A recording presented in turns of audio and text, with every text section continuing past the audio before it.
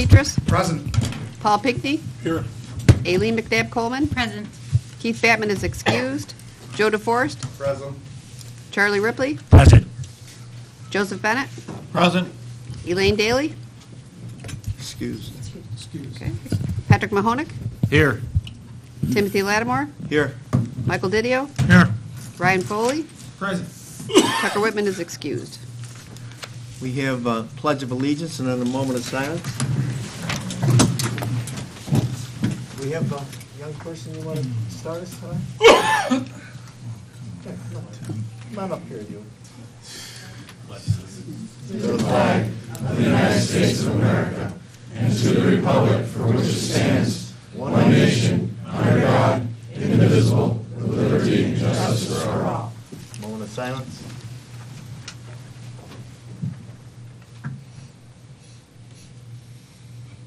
Thank you.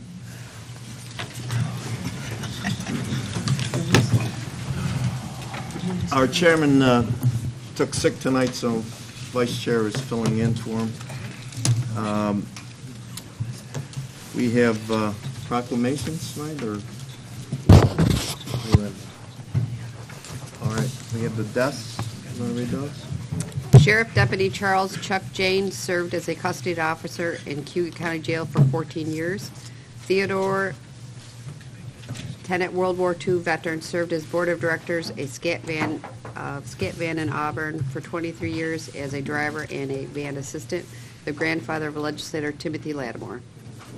Children. Children. Okay, we have proclamations.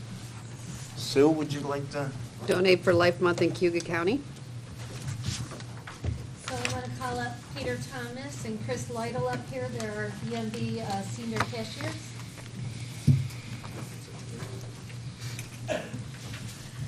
Every year in the month of April, we celebrate Donate Life Month. Our DMV for the past 8 years has increased organ donors in Cayuga County. I'm very proud of that. We started out with just having 22% of the eligible organ donors sign up to be an organ donor. And in the last 8 years, we've risen up to 46%. And this year, we're determined to join the 50% club. So anybody out there that's not already an organ donor, please sign up. You can sign up anytime, but we'll be having a lot of promotions about this in the month of April. I have a long proclamation, and I don't think I need to read it tonight. I'm very happy that everybody is supporting this, and I just want to give a big round of applause to these two and all of my DMV staff for the work that they do for the community and for all organ donors.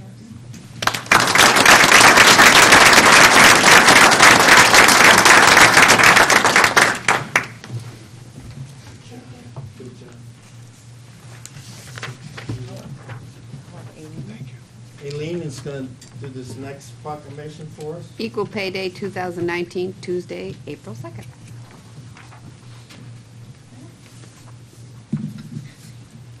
Proclamation in honor of Equal Pay Day, Tuesday, April 2nd. Whereas more than 50 years after the passage of the Equal Pay Act, women, especially minority women, continue to suffer the consequences of unequal pay. And whereas, according to one estimate, college-educated women working full-time to earn more than $500,000 less than their male peers do over the course of a lifetime. And whereas nearly 4 in 10 mothers are primary breadwinners in the household, and nearly 2/3 are primary or significant earners, making pay equity critical to families' economic security. And whereas a lifetime of lower pay means women have less income to save for retirement and less income counted in Social Security or pension benefit formula.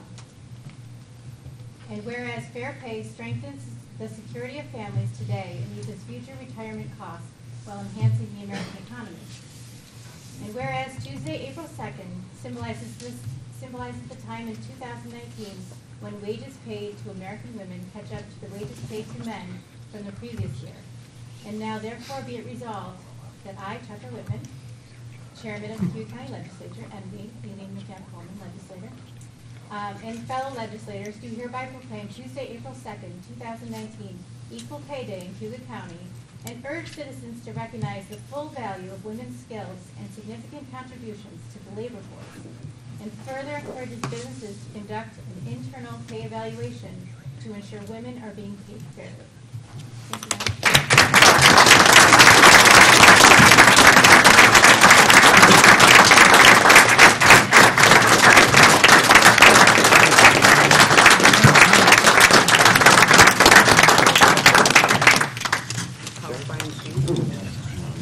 Our sheriff is in the house. Of course. It's good to see some of the retirees here tonight.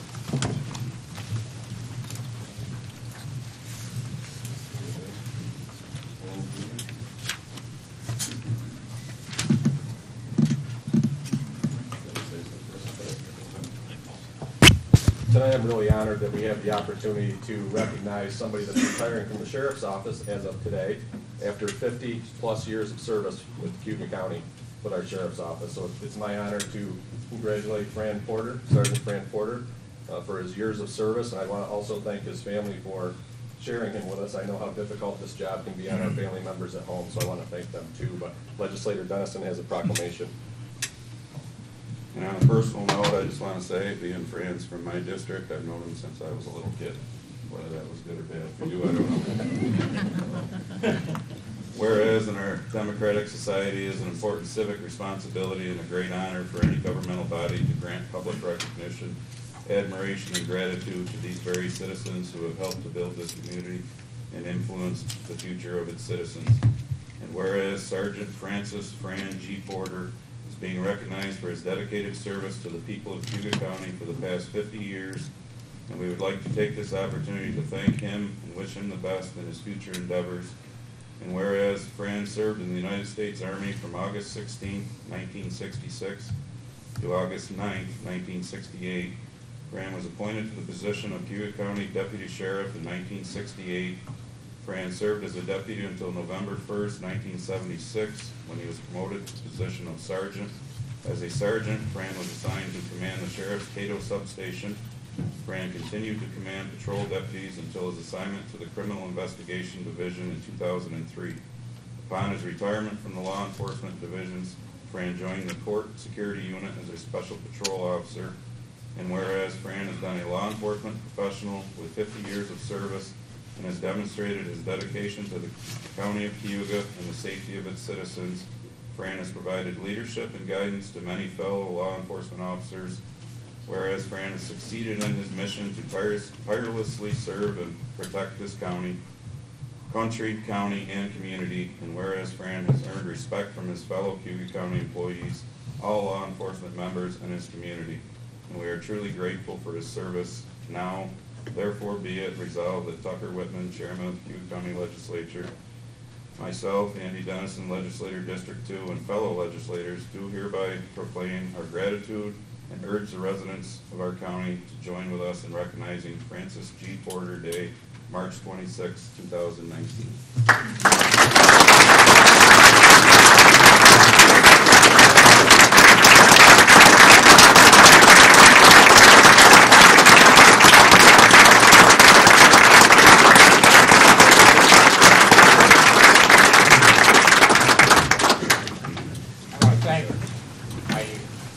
Deputies, officers, but the community also. They've been very supportive toward my career, and I can't say enough good about them. And it's been 50 great years, and hopefully someone else will be able to match that number.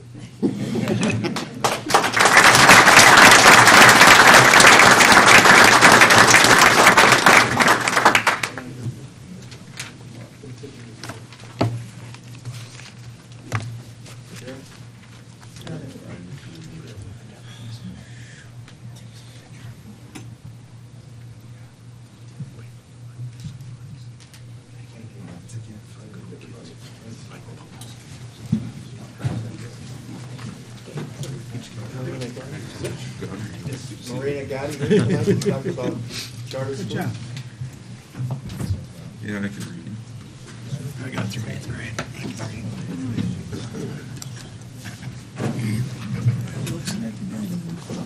Security, yes. For the courts, yeah.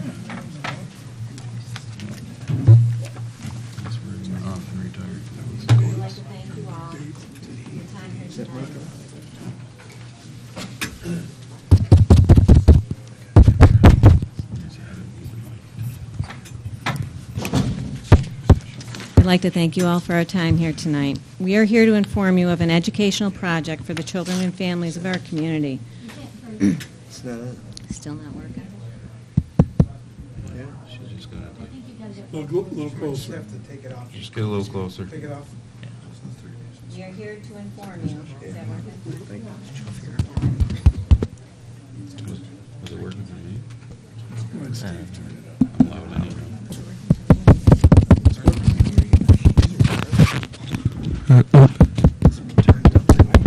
Hello? Hello? You speak right into it, I think. If you speak right into it.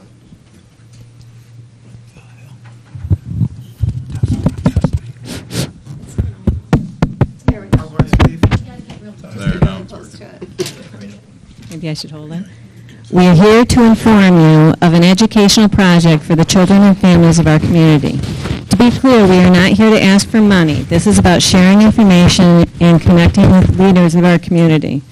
I think we can all agree that public schools aren't necessarily the answer for everyone. What works for one child may not work for another.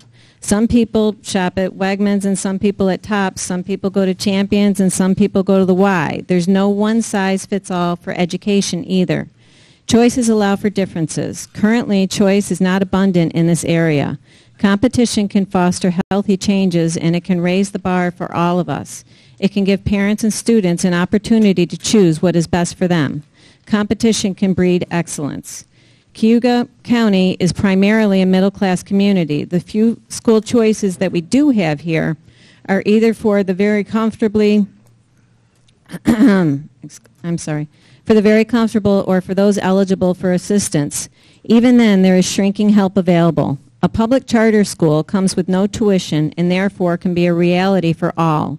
The seats are filled first come, first serve, and once the seats are full, it's based on a lottery system. It doesn't matter how much money you have or how little you have or what your last name is. The next thing that I would like to share is that public charter schools are very a great deal. They are not all created equal. They are alike in that all public charter schools have to have their curriculum approved by the state authorizer and are continually monitored and assessed by the authorizer. They have to earn their charter renewals. But the schools vary, school by school, by their grade levels, their educational philosophy, their curriculums, and their school cultures. We have done our research, and the school mission we want to bring to this community is called the Hillsdale College Barney Charter School Initiative. Hillsdale has been providing college students with a strong liberal arts education since 1844. When they opened their first public charter school in 2012,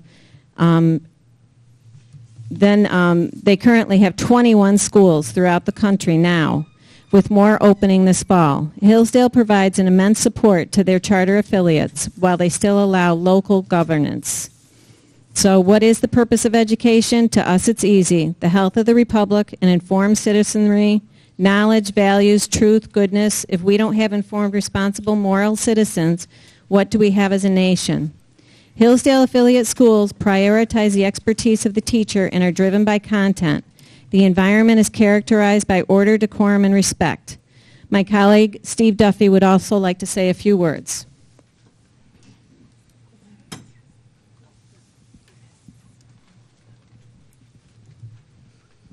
Hi. Deciding where to send your child to school can be a stressful and intimidating choice for many parents for a variety of reasons. Most cities and towns have options for parents that span public and private school. The bottom line for most parents is that they want to get the best education for their child, no matter where it comes from. Maureen and I are standing here today because we want to offer one more option for parents and students, a public charter school. A Barney Charter School offers the students in our communities a quality education who desire a different avenue from the traditional public and private schools. The concept is simple. A Barney Charter School offers small class sizes with a focus on character education, along with a rigorous academic curricula that stresses learning through the Socratic method.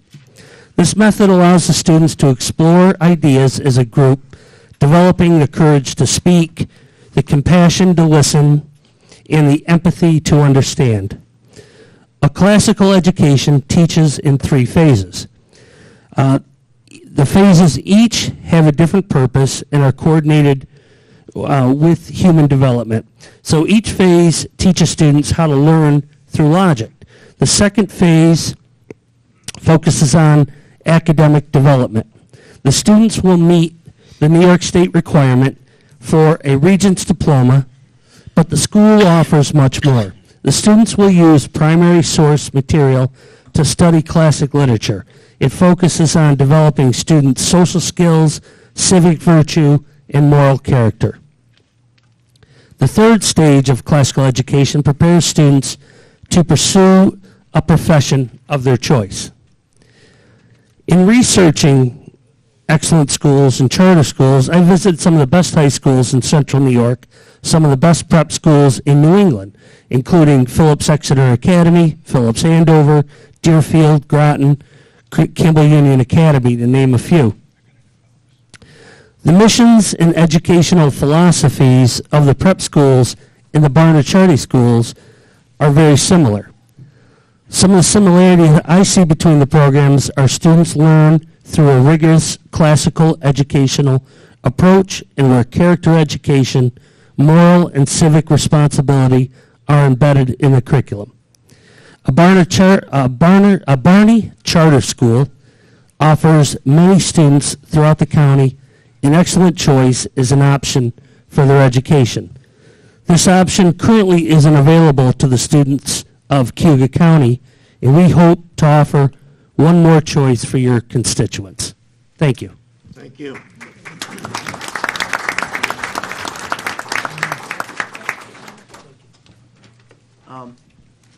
We have the public to be heard.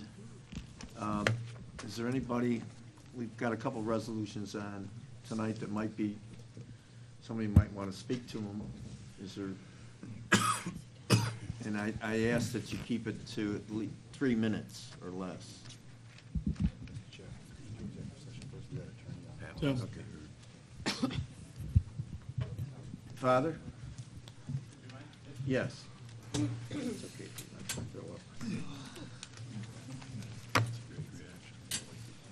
Good to see you, Father.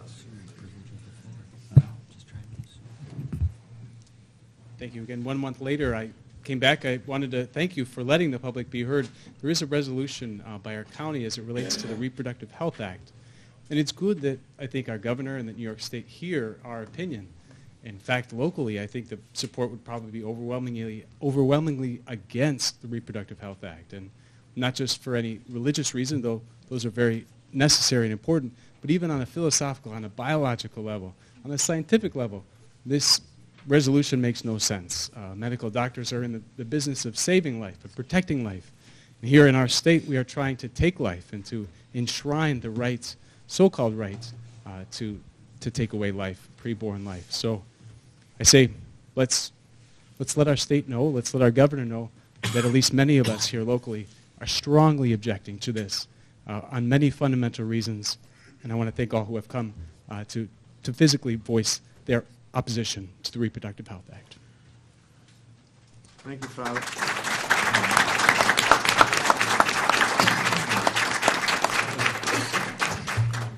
Anybody else who'd like to speak to that subject or any other subject tonight? Yes, young lady?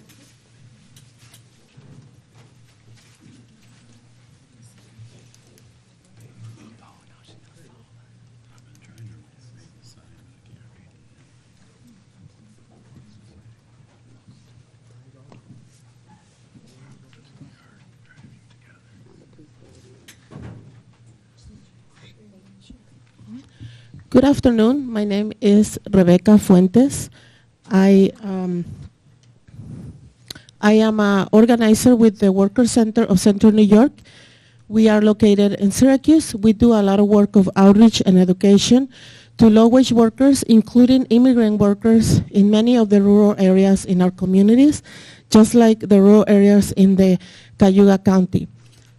the reason why we are here, some of our members who are farm workers and some also members of your own community here, is because we want to give you some information in regards to the resolution that you are about to pass today in regards to the Driver License and Privacy Act legislation that is being looked at, is being in the state right now. And we just want to make sure that you know that we are here as a resource for you. You might have a lot of questions about it, and we see that in the resolution. We want to tell you why this is important for your own community. And we just want to tell you that agricultural workers, immigrant workers, a lot of them undocumented, are in your neighborhoods, and they are helping to this community, helping the economy of your towns and your cities. And so I want to give some time to a couple who live right here in your county, and so if they want to speak up about this issue.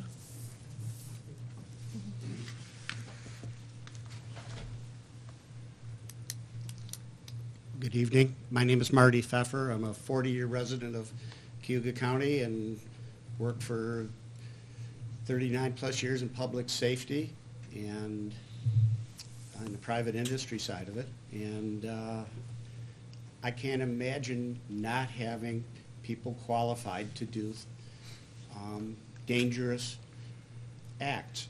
To drive requires certifications, it requires vision tests, it requires understanding of the rules of the road, to know to stop for a school bus if its lights are on. And all we're asking is that if there are people that want to learn that want to get a license to drive, that they be allowed to do so. They're not asking for citizenship or any other purview. All they're asking for is the opportunity to take a test on a level playing field. And in fact, the DMV does allow the written test to be issued in Spanish. So it's not a big stretch to say that we want all drivers to be safe. And in order to do that, everybody should be tested and road tested. And that's all the workers really were looking for on this. We're not looking for any other endowment or extra events. It's very simple. It's the public safety that we're also involved in. Thank you. Thank you. And so basically what we want to tell you is in rural areas and suburban areas of New York that do not have substantive public transportation, like Cayuga County, driving is a necessity. We all know that. About 20% of New York State land area is farmland, with nearly 36,000 family farms. According to Farm Credit East, without undocumented and migrant farm workers, New York agricultural production will likely be reduced by more than $1.37 billion, or 24% of the value of the state's agricultural output. The Green Light New York legislation will ensure all drivers are insured, registered, and licensed. This will benefit everyone. On average, the state that allows undocumented immigrants to access driver licenses have less traffic fatalities and a decrease in the number of uninsured drivers on the road than prior to instituting the legislation. After New Mexico expanded access to licenses, the state's rate of uninsured motorists fell from 33% to under 9%. And in Utah, the rate dropped from 28% to 8%. Expanding access to driver licenses for all will allow undocumented New Yorkers to obtain a driver license only after successfully completing a pre-licensure or driver education course, passing a road test, and providing proof of residency. The same exact process every other New Yorker must go through in order to earn a license. According to a memo released by Global Strategy Group, support for the issue raises dramatically when people like you, the constituents, are provided with the basic education that undocumented immigrants must meet the same requirements for a driver license as anyone else in New York. And to bring it to very basic things, in our community, in your community, farm workers are living an isolated existence. They're paying $20 to $30 just to go to Walmart and buy the food that their labor is producing for you. So it is a matter also of human rights and safety for all. We know people whose family have been separated because the local police, instead of addressing the traffic infraction that they might have done, because people are driving, because it's a necessity here. They take them, they waste resources, and they put people in jail, and then they are further deported. We are dealing with people who are, yeah, thank you. So thank you so much, and please think more about this and ask us any questions if you have. Thank you. Thank you.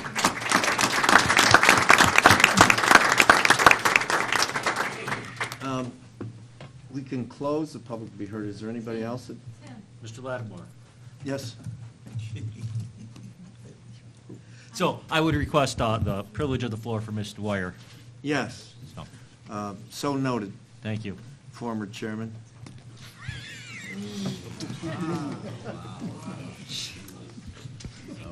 First of all, I just want to say thank you for that presentation. I think it's good to provide information about both sides. I oversee the DMV. My name is Sue Dwyer. I'm your county clerk. And I think that legislation as it's presented is not on a fair playing field. I'll give you an example. I got an email today from somebody who lives in Florida. They want to move back to New York State. They said, what do I need to get my New York State license back? Listen to this. A valid out-of-state license, Social Security card, birth certificate, credit card and a health insurance card, or a credit card and ATM card that is not from the same bank card, credit card. Just one more issue. If your name is not the same name on your driver's license, or I'm sorry, is on your birth certificate, you will need to bring the document that enabled you to change your name over the years. If a person who is not a U.S. citizen, this is what the legislation wants. If a person comes into our DMV that is not a U.S. citizen, they do not need to have any of those documents. They need to have one document, and it could be a foreign document. Our DMV staff is not qualified to validate any of that, but they don't have to be because according to the legislation, anything would be acceptable. Yet every day I have U.S. citizens come in that are sent away because they don't have enough documentation. That is not the same level. And they are the taxpayers, and I think that if they're going to change all of that, they should change it for U.S. citizens too. They're not going to do that.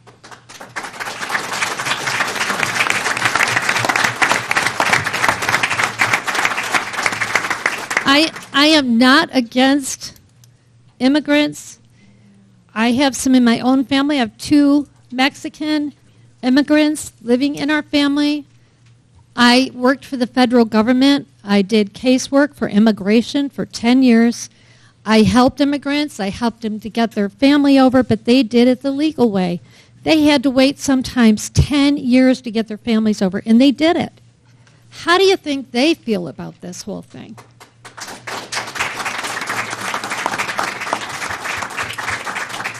Something's got to change so it is a level playing field. I will say that.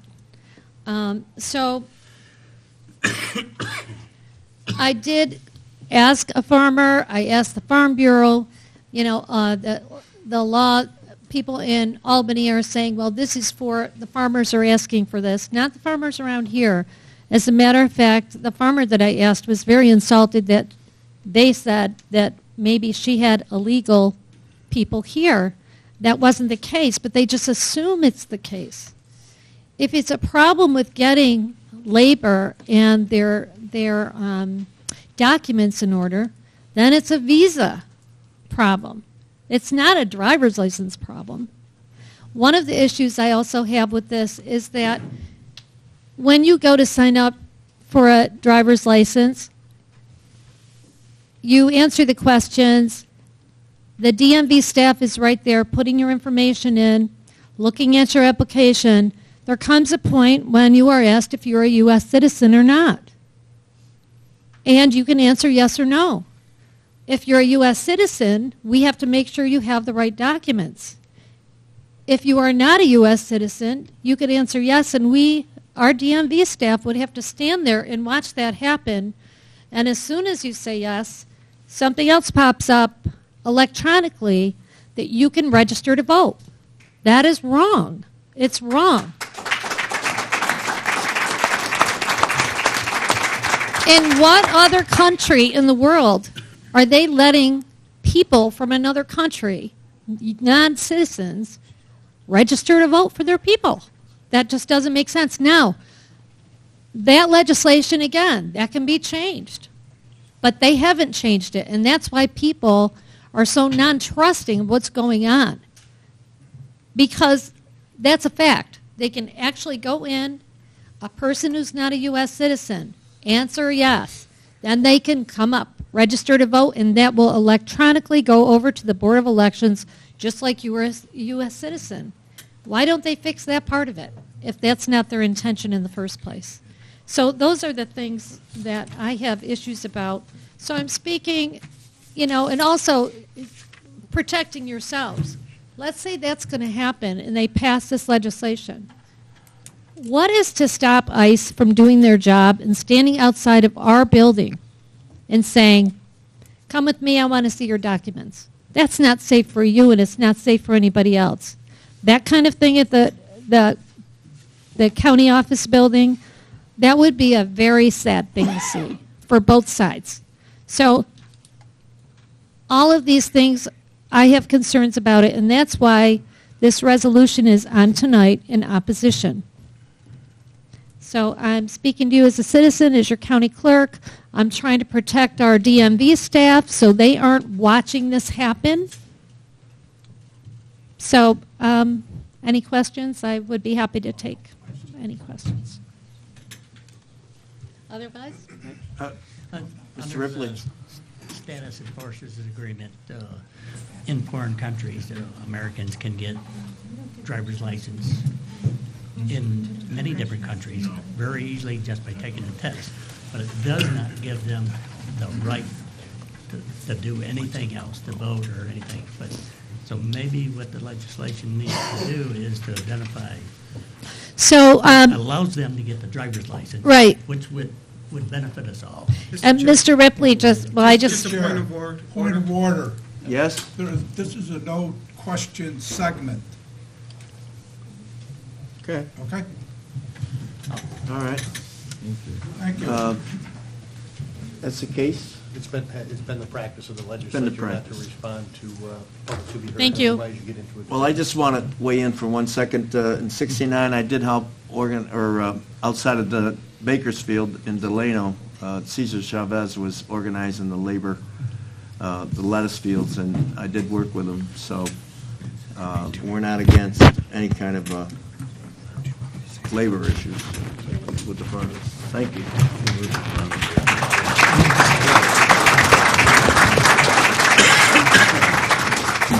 Anybody else? We can close the public to be heard. So closed, and I think the ledge, since there's a big audience tonight, you want to move to the. We're going to have a motion for executive session, legislation, personnel, or real estate. litigation, personnel, and real estate. All three of those.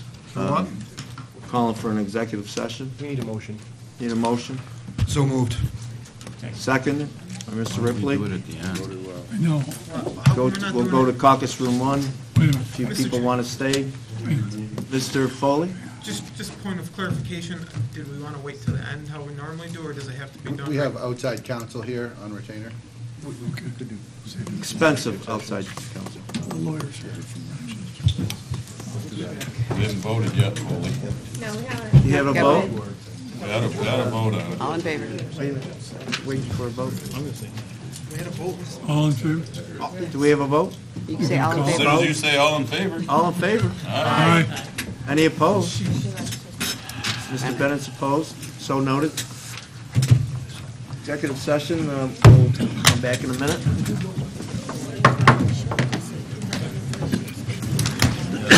We did. Remember when I had the